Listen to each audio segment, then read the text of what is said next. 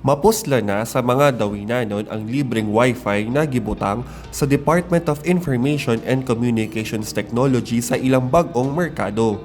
Gitauran og 30 to 50 Mbps internet connection sa DICT ang maong merkado isip usa sa mga kabag-uhan na masinati sa publiko sa Dauin Mega Market. It's really pure bandwidth. It's not like up to connection you normally have. So that's really a dedicated connection for use of email, checking websites. That's more than enough.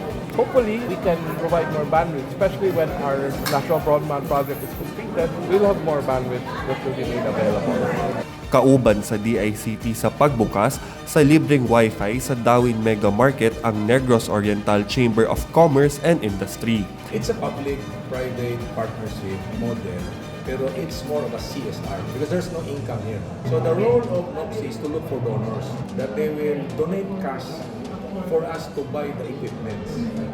Gawa sa mga tenant o mga konsumidor na moadto sa Tiangge, makagamit sab sa libreng Wi-Fi ang mga turista na mupuyo sa hotel na naa sa taas sa merkado. Ni pasalamat sab ang mga lokal na opisyal sa Dauin alang sa moong kalambuan sa ilang lungsod. Gikan sa Dauin Negros Oriental, kini si Roy Lomotan sa PIA alang sa maayong balita sa Central Visaya.